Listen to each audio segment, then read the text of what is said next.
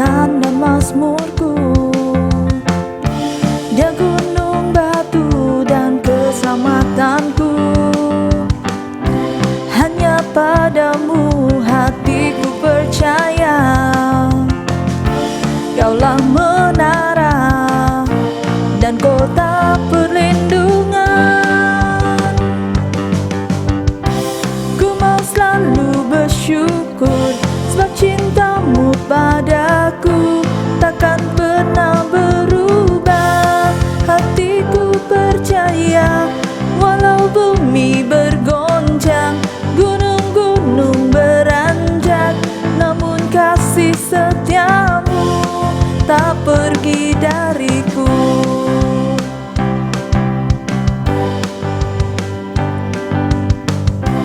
Tuhanlah kekuatan dan mazmurku. Dia gunung batu dan keselamatanku. Hanya padamu hatiku percaya. Kaulah menara dan kota perlindungan. Ku mau selalu bersyukur sebab cintamu padaku takkan pernah berubah. Hatiku percaya walau bumi bergoncang, gunung-gunung beranjak, namun kasih setiamu tak pergi dariku. Ku mau selalu bersyukur sebab cintamu padaku takkan pernah berubah. Hatiku percaya walau bumi bergoncang, gunung-gunung beranjak, namun kasih setiamu tak pergi dariku. Ku mau selalu bersyukur sebab cintamu padaku takkan pernah berubah. Hatiku percaya walau bumi bergoncang, gunung-gunung beranjak, namun kasih setiamu tak pergi dariku. Kasih setiamu tak pergi dariku.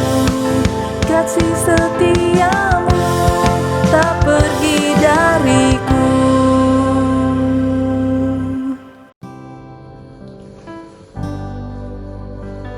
Haleluya, mari kita menyembah Tuhan dan mengangkat lagu dengan sayapmu.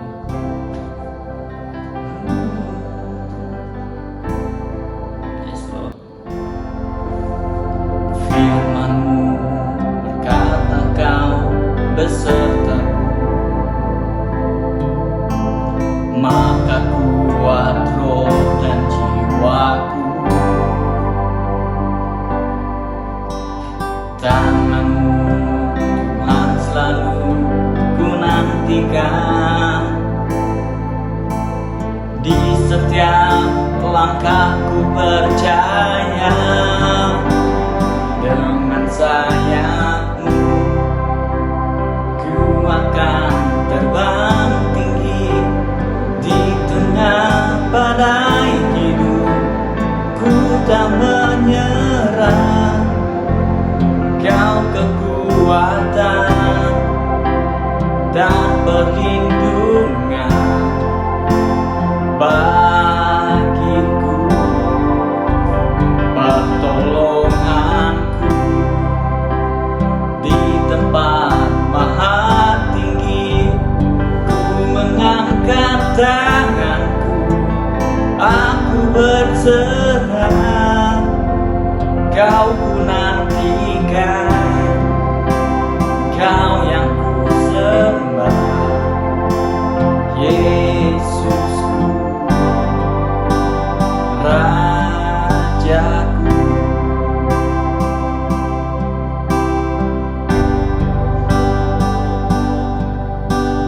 Firman-Mu berkata Kau besertaku,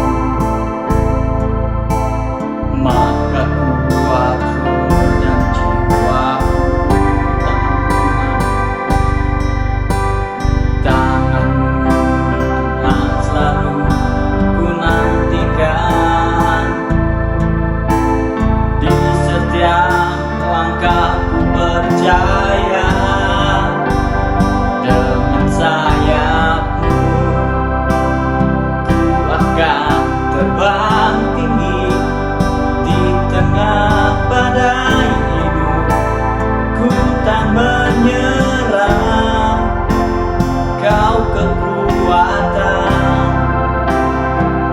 perlindungan bagiku,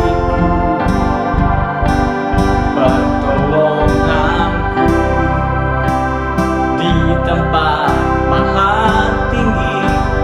Ku mengangkat tanganku, aku berserah, Kau ku nantikan, Kau yang ku sembah, Yesusku. Dengan sayap-Mu ku akan terbang tinggi di tengah badai hidup. Ku tak menyerah, Kau kekuatan dan perlindungan bagiku, pertolonganku di tempat maha tinggi. Ku mengangkat tanganku, aku berserah, Kau ku nantikan, Kau yang ku sembah, Yesusku, Rajaku.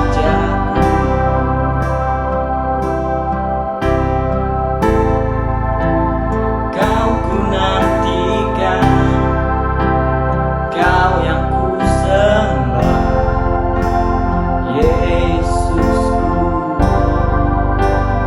Rajaku.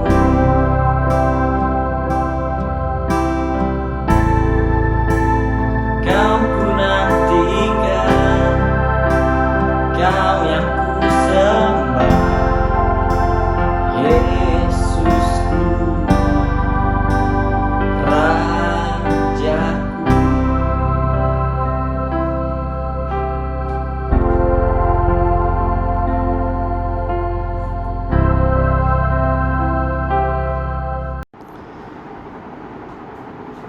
Salam dan selamat pagi jemaat-jemaat Tuhan yang ada bersama menonton dan mengikuti kebaktian online Gereja Grace Sri Muda pagi ini. Saya pasti kita rindu untuk berkumpul di gereja. Namun saya berharap kita tetap mahu memuji dan menyembah Tuhan walaupun kita terbatas secara online begini. Biarlah segala pujian bagi Allah dan Bapa Tuhan kita Yesus Kristus. Karena belas kasihan-Nya yang amat besar, Dia telah mengurunai kita kelahiran baru dengan membangkitkan Yesus Kristus daripada kematian.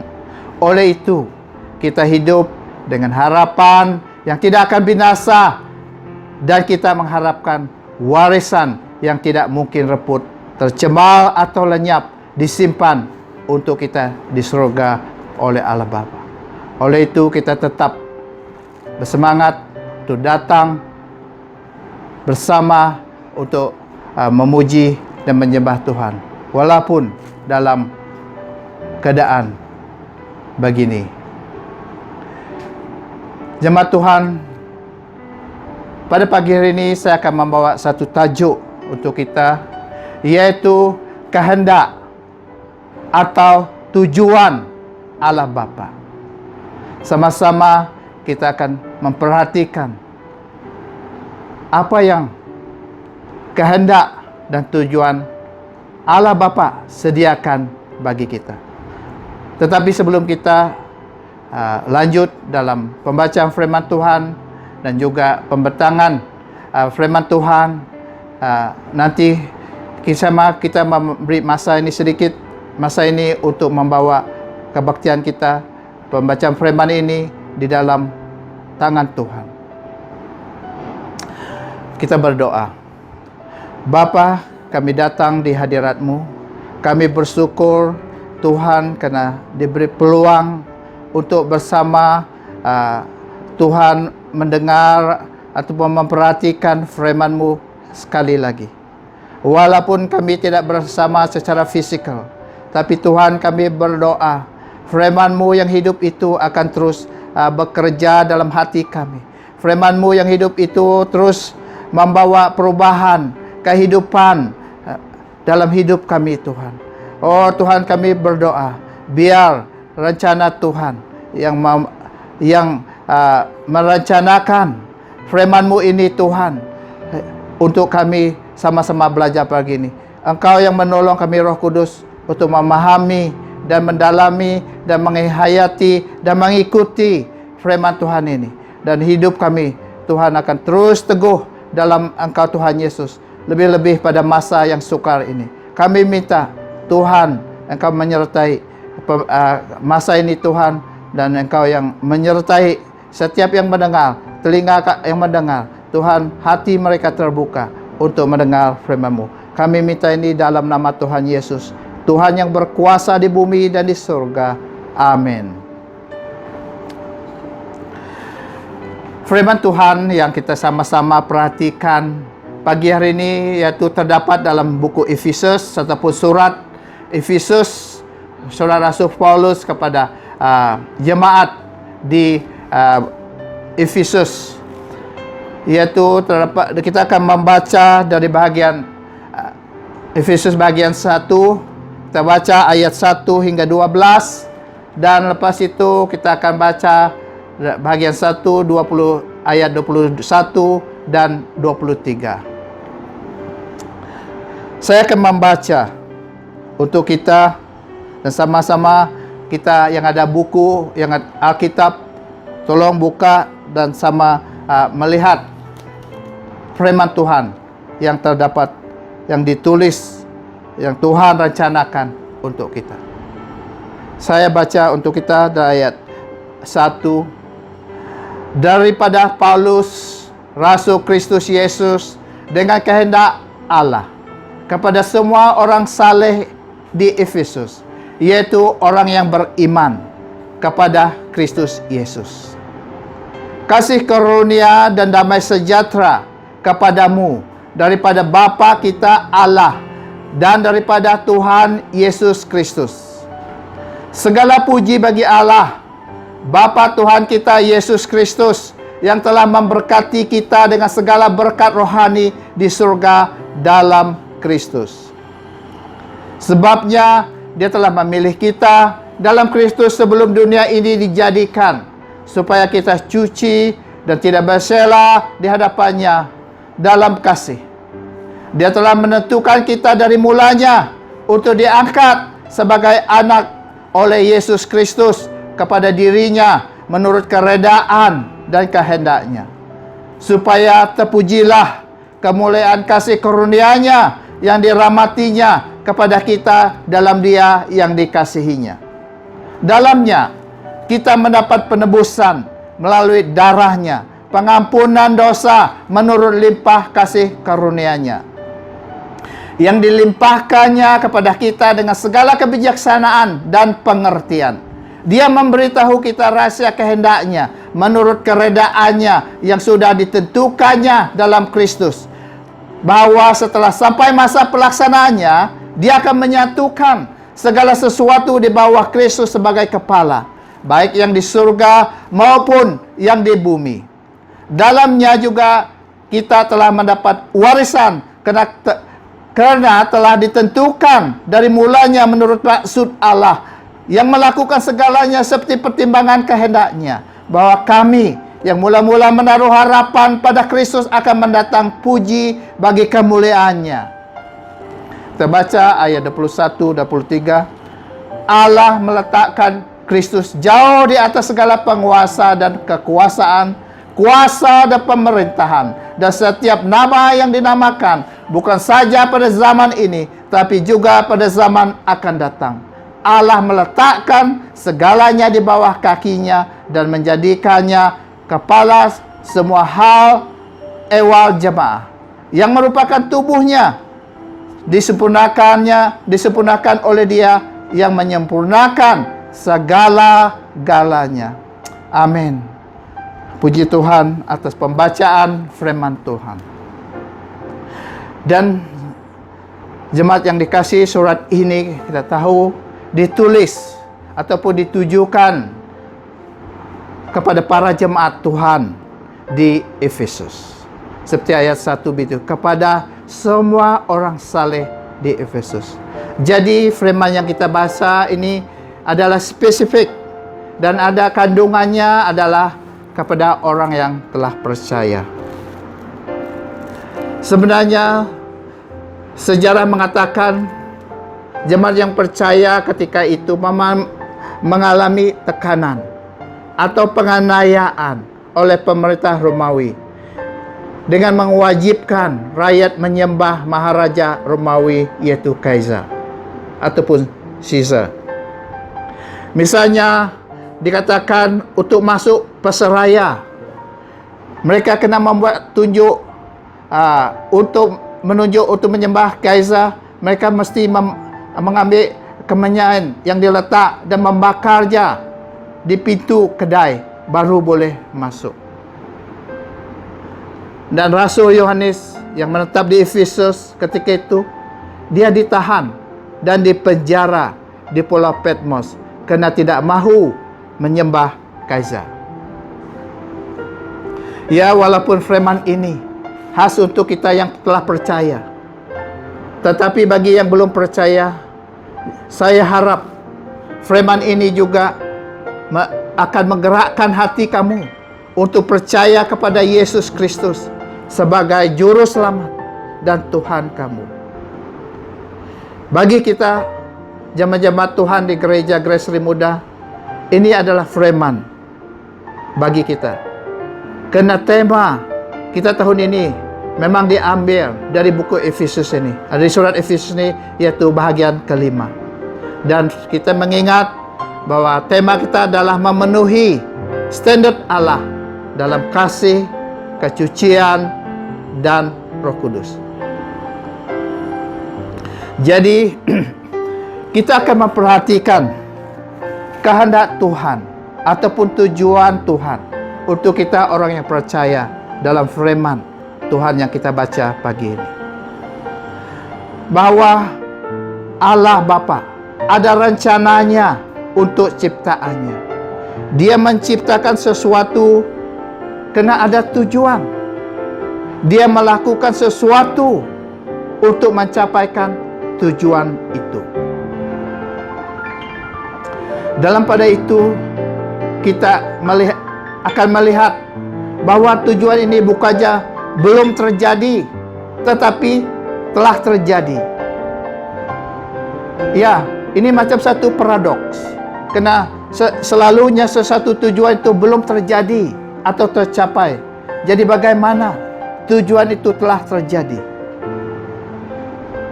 Kita akan sama memperhatikan kehendak atau tujuan Allah Bapa untuk setiap kita yang mendengar firman Tuhan ini. Dan juga sebenarnya adalah untuk semua umat manusia. Terdapat 7 kehendak atau tujuan dari firman Tuhan ini yang sama-sama kita perhatikan pagi hari ini. Kita akan mula dengan dalam ayat 3, yaitu Dia telah memberkati rohani kita. Jadi satu tujuan kehendak Allah, yaitu Dia telah memberkati rohani kita. Ayat 3, yang telah memberkati kita dengan segala berkat rohani di surga dalam Kristus. Yaitu bahwa Allah Bapa yang adalah sumber berkat-berkat rohani ini,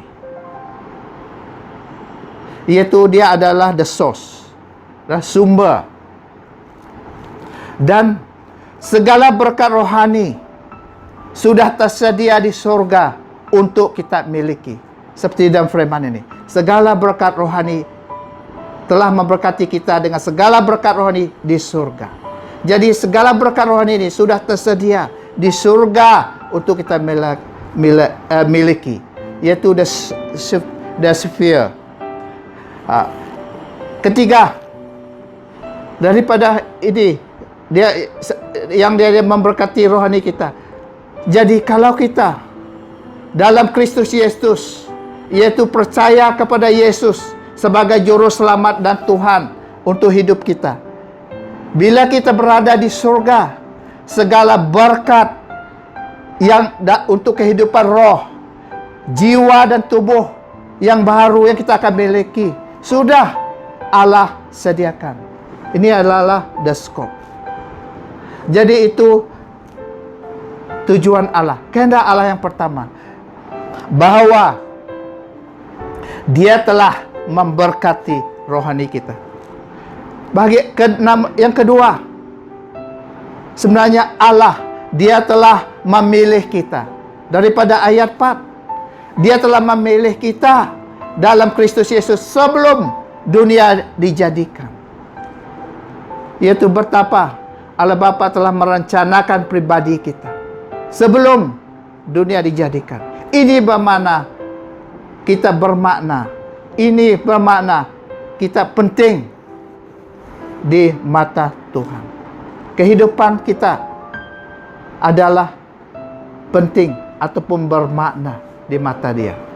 Yaitu setiap pribadi itu ada tujuan, yaitu destiny design yang disediakan oleh Tuhan yang menciptakan dia.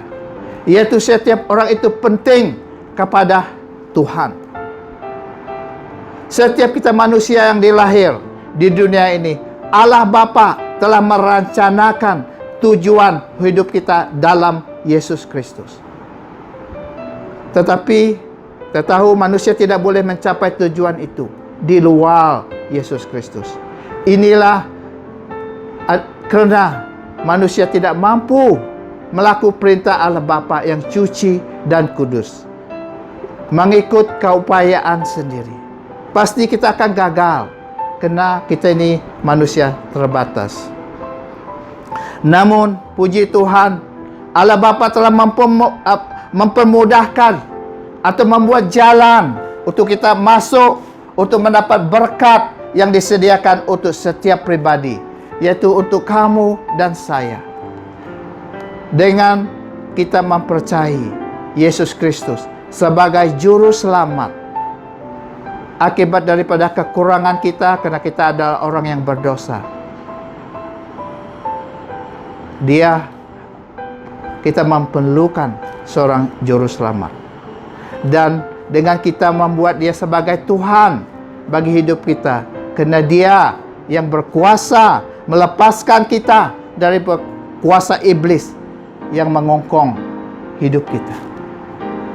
Dan kita, bila kita mengikut dan berpegang pada ajaran dalam firman-Nya, puji Tuhan, Roh Kudus ada membimbing hidup kita. Jadi yang ketiga, apa yang Allah telah sediakan, tujuan Allah untuk kita, yaitu bahwa Dia telah menentukan kita. Ayat 5, Dia telah menentukan kita dari mulanya untuk diangkat sebagai anak oleh Yesus Kristus.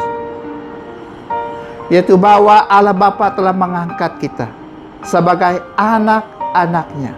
Dia telah menentukan kita untuk diangkat sebagai anak. Puji bagi Allah Bapa. Dari mulanya Dia menciptakan manusia adalah supaya manusia menjadi ahli keluarganya, a family untuk Dia. Layaklah Dia dipanggil Bapa, kerana hatinya adalah supaya Dia menjadi Bapa kepada umat manusia. Dia mencipta manusia kerana Dia mahu manusia menjadi ahli keluarganya. Dan untuk memasuki dan menjadi anaknya adalah oleh Yesus Kristus saja. Yaitu dengan menjadikan Yesus Kristus sebagai juru selamat dan Tuhan untuk hidup kita. Dan kita akan diangkat sebagai anaknya. Seperti firman Tuhan dalam Yohanes 1, 12, 13. Namun demikian, Dia memberikan hak menjadi anak Allah kepada mereka yang menerimanya dan percaya dalam namanya. Yaitu menerima Yesus, percaya akan Yesus. Kamu diberi hak. Dia memberi kamu hak menjadi anak Allah. Karena ayat 13, kelahiran mereka bukan melalui darah keturunan atau kehendak manusia atau kemauan seorang lelaki, tetapi karena perbuatan Allah. Puji Tuhan, Dia telah menentukan kita dari mulanya untuk diangkat sebagai anak baginya oleh Yesus Kristus. Dan yang keempat, dari firman Tuhan, kehendaknya adalah Dia telah memberi rahmat-Nya. Puji Tuhan. Ayat 6. Supaya terpujilah kemuliaan kasih karunia-Nya yang dirahmatinya kepada kita dalam Dia yang dikasihinya. Haleluya. Allah Bapa telah merahmati hidup kita dalam dunia ini. Kita menikmati kasih karunia-Nya setiap kali kita membuka mata kita. Setiap pagi kita bangun adalah rahmat, kasih karunia Tuhan. Dan lebih-lebih dalam dunia sekarang yang begitu sukar, begitu mencabar, dengan tidak ketentuan bagi semua orang, juga bagi negara-negara, adalah sangat dirahmati orang yang punya ketenangan hati dalam keadaan begini. Dan ketenangan ini adalah rahmat oleh karena mengenal Allah Bapa. Itulah kita adakan kebaktian untuk bersyukur dan menyembah atas rahmat Tuhan yang memelihara kehidupan kita pada minggu yang lepas dan masuk minggu yang baru ini. Karena dalam dunia yang bergolak sekarang ini, kita memuji Tuhan karena Tuhan memberi ketenangan bagi umat-Nya.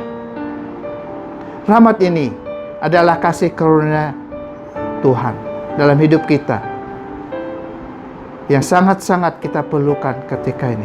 Rahmat daripada Tuhan, rahmat dari kasih karunia-Nya yang Dia beri untuk kita, sangat kita perlu ketika ini. Kasih karunia dan rahmat dari Allah Bapa ini hanya didapati dalam Yesus Kristus, Anak Allah yang telah datang ke dunia ini dan mati di salib untuk menyelamat kita dari hukuman atas dosa-dosa kita. Dia telah bangkit dari kematian, berkuasa melepas kita dari kuasa iblis yang menguasai dan yang membawa kekacauan dalam dunia ini sekarang. Percayalah dan terimalah Yesus Kristus untuk rahmat Allah Bapa ada dalam hidup kamu di dunia ini dan pasti juga di surga. Puji Tuhan. Kehendak Tuhan Allah adalah bahwa Dia telah merahmati kita. Dan yang kelima, bahwa Allah telah menebus dan mengampun, yaitu daripada ayat 7. Dalamnya kita mendapat penebusan melalui darahnya, pengampunan dosa menurut limpah kasih karunia-Nya. Allah Bapa oleh karena kasih karunia-Nya kepada kita telah merencanakan untuk penebusan dan pengampunan bagi dosa-dosa kita ditanggung oleh Yesus Kristus. Kita melihat dalam 1 Yohanes 29. Pada keesokan harinya, Yohanes melihat Yesus berjalan ke arah lalu berseru, "Lihatlah anak domba Allah yang menghapuskan dosa umat manusia." Ada dalam Revelation ataupun Wahyu 13 ayat 8 saya baca dalam buku King James. And all that dwell on the earth shall worship him whose name are not written in the book of life of the Lamb slain from the foundations of the world. Yaitu anak domba yang telah disembelih sebelum dunia dijadikan. The Lamb slain. Jadi ini sudah Allah rencanakan bahwa penebusan untuk dosa kita disediakan dalam Yesus Kristus.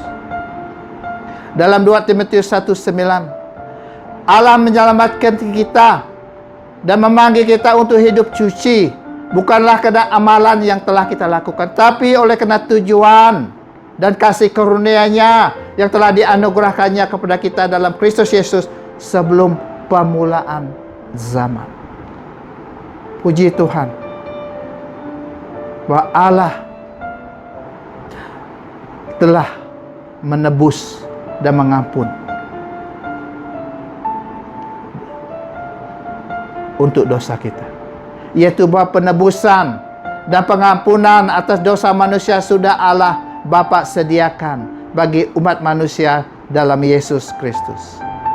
Yesus Kristus telah datang dan melakukan apa yang telah Bapa sediakan bagi umat manusia untuk mendapat penebusan dan pengampunan atas segala dosa kita. Tidak ada cara lain bagaimana dosa-dosa dihapuskan dan diampuni. Bagaimana dosa ditebus dan diampuni. Hanya dengan percaya atas pengorbanan yang Yesus telah lakukan di salib.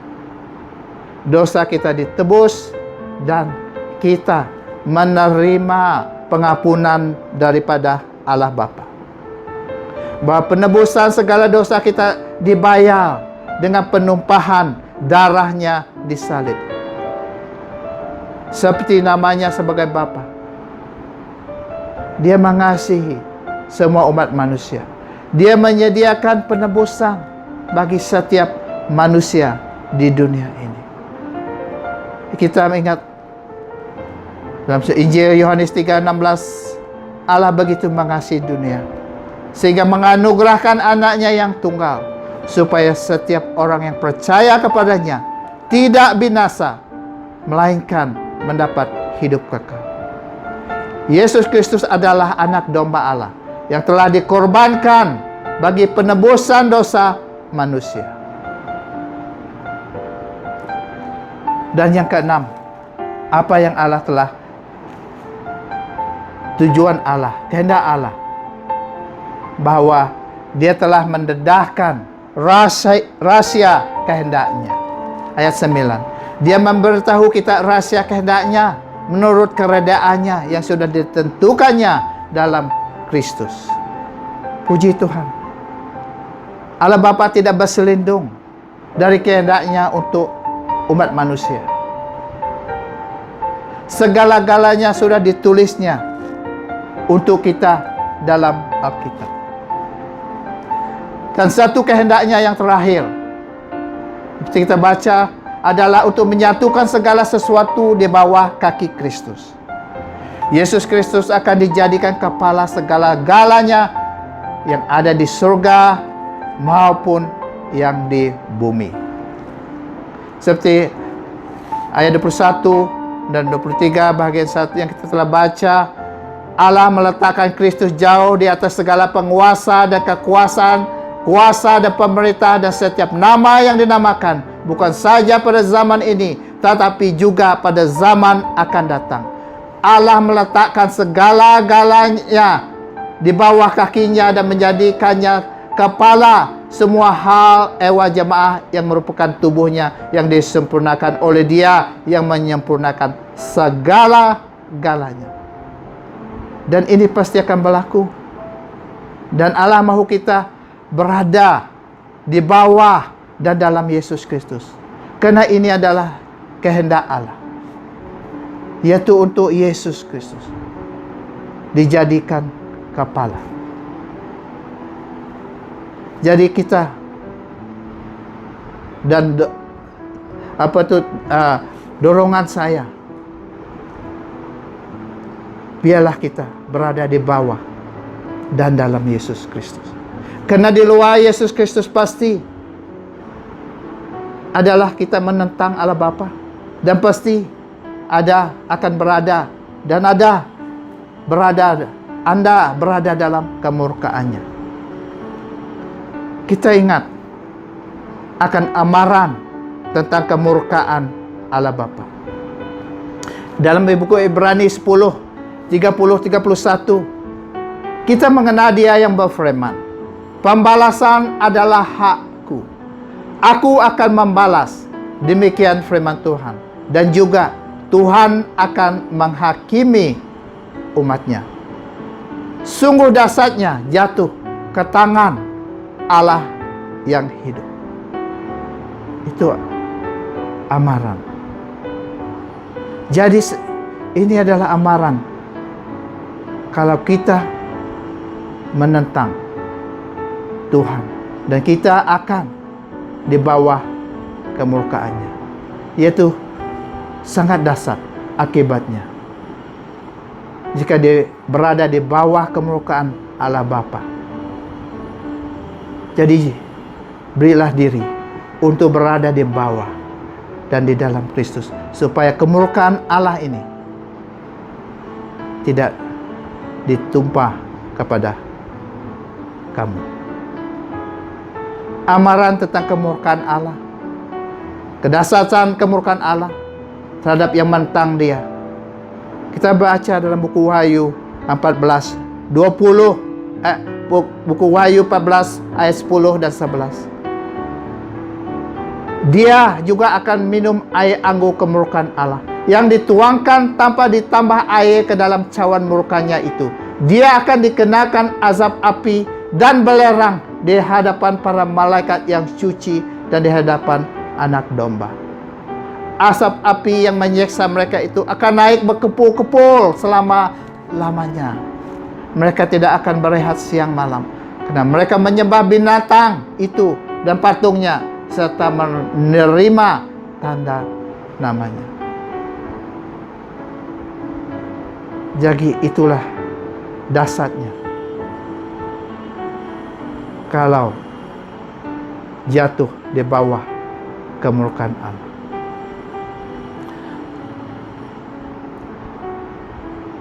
Kalau kita mengeraskan hati kita dan tidak mau tunduk kepada Yesus Kristus sekarang, sebenarnya kita sedang mengupur kemurkaan Allah Bapa. Seperti dalam Roma 2:5. Dengan hati batumu yang tidak bertobat, kamu mengupur musibah kemurkaan Allah yang akan menimpamu pada hari kemurkaan, dan ternyatanya hukuman Allah yang hadir. Oleh itu, jangan keras. Jangan keras hati.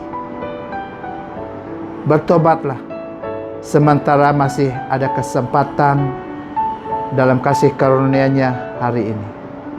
Karena hari-hari yang mendatang akan lebih sukar untuk bertobat.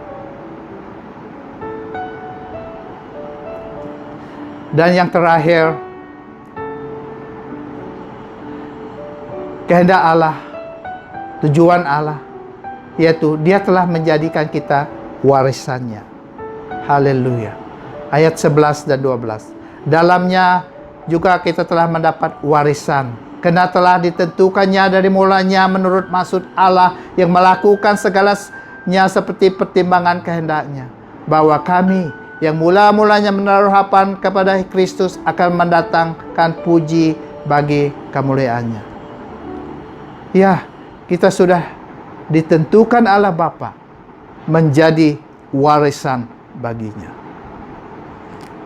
Dan ayat 18 Efesus 1, semoga Allah menerangkan mata hatimu untuk mengetahui harapan daripada panggilannya, limpah kemuliaan warisannya dalam orang yang saleh. Manusia diciptakan untuk menjadi ahli keluarganya dan untuk bersama-sama dengan dia, menikmati apa yang telah disediakannya, dan untuk dapat berhubung dengan dia secara pribadi.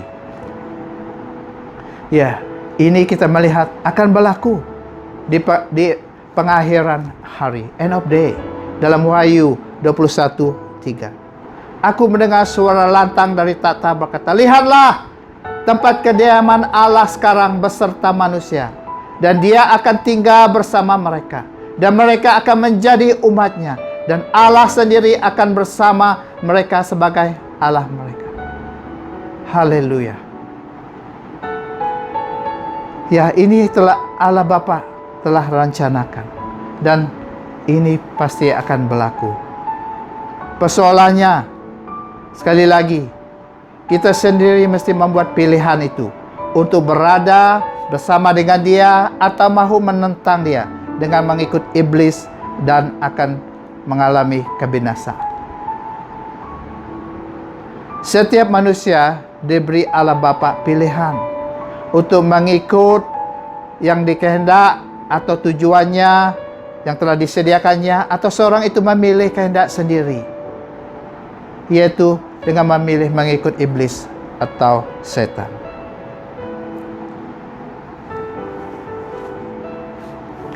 Dia tidak boleh menurunkan dirinya yang adalah kasih untuk menjadi robot akan manusia. Yaitu dia tidak akan memaksa atau memprogramkan manusia untuk menjadi suruhan saja. Allah Bapa mau manusia sendiri mengalami mengapa dia disembah. Jadi jika kamu belum memberi hidup kamu kepada Yesus Kristus, lakukanlah hari ini dengan mempercayai pengorbanan Yesus Kristus mati di salib untuk menyelamatkan kamu. Dia telah bangkit dan sekarang dia ada di surga. Dia mau hati kamu percaya ini. Percaya apa yang dia lakukan. Dan mulut kamu mengakui bahwa kamu telah berdosa terhadap perintah Allah Bapa, dan mengatakan terima kasih kepadanya karena menebus dosa kamu, dan mengatakan juga bahwa dia adalah Tuhan untuk hidup kamu. Puji Tuhan. Itu ketujuh kehendak, tujuan Tuhan. Kita melihat dalam buku Efesus bagian 1. Ini telah dirancanakan oleh Allah Bapa untuk kita.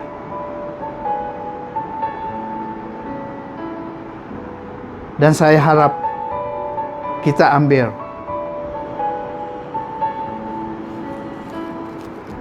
tindakan daripada firman Tuhan. Jangan kita saja mendengar firman Tuhan dan mendengar ya begitu baik, tapi tidak membuat sesuatu dari firman Tuhan. Jadi bagi kita yang percaya, ada satu saya dorong kita, tindakan kita, bertetaplah mengikuti Tuhan Yesus. Kita telah melihat semuanya telah disediakan oleh Allah Bapa untuk kita miliki dan menikmati dalam Yesus Kristus. Bertetaplah mengikuti Yesus. Utamakan masa bersama Tuhan dalam memuji dan menyembah Dia. Dalam Kolose 2:6-7. Oleh sebab kamu telah menerima Kristus Yesus sebagai Tuhan, hiduplah melangkah dalam Dia, berasas dan terbina dalamnya, serta bertapak teguh dalam iman, sebagaimana kamu telah diajar, penuh melimpah dengan kesyukuran. Amin. Haleluya. Dan bagi yang belum membuat pilihan untuk mengambil apa yang telah Tuhan Allah Bapa sediakan bagi kamu, saya sarankan, buatlah pilihan mengikut tujuan-tujuan yang Allah Bapa telah sediakan untuk kamu. Ya, ada 7 semuanya. Apa yang telah Allah sediakan. Namun, Allah tidak akan memaksa atau meniadakan pilihan kamu. Dia akan melakukan sebanyak mungkin untuk menyadarkan kamu, baik melalui firman ini, mau banyak cara Tuhan mengasihi kamu, tetapi Dia tidak akan meniadakan pilihan kamu. Oleh itu, kamu kena buat pilihan sendiri untuk mengikut Dia. Bagi yang telah menjauh diri daripada Tuhan, saya sarankan, kembalilah kepada Allah Bapa, dan Dia akan sentiasa membuka tangannya untuk menyambut kamu sementara masih ada peluang.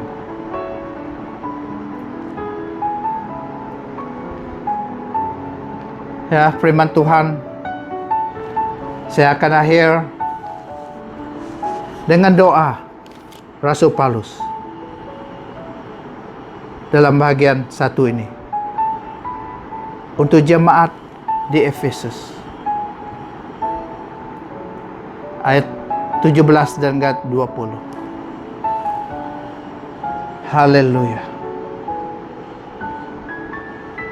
Bapa, aku berdoa, semoga Allah Tuhan kita Yesus Kristus, yaitu Bapa kemuliaan, memberimu roh kebijaksanaan dan wahyu untuk mengenalinya. Semoga Allah menerangkan mata hatimu untuk mengetahui harapan daripada panggilannya, limpah kemuliaan warisan yang dalam orang yang saleh, dan betapa besar kuasanya bagi kita yang beriman. Demikianlah pelaksanaan kuasanya yang agung itu dalam Kristus apabila membangkitkannya daripada kematian dan menduduknya di sebelah kanannya di surga. Haleluya. Bapa, saya juga berdoa, biarlah kehendak-Mu terjadi bagi gereja-Mu, bagi umat-Mu, untuk menjadi kemuliaan bagi-Mu. Oh Tuhan, biarlah setiap jiwa-jiwa yang mendengar firman ini, Tuhan, benar menjadi warisan bagi-Mu, menjadi kemuliaan bagi-Mu. Saya berdoa dan minta ini dalam nama Tuhan Yesus Kristus, Anak Allah. Amin. Terima kasih. Tuhan mengasihi dan memberkati.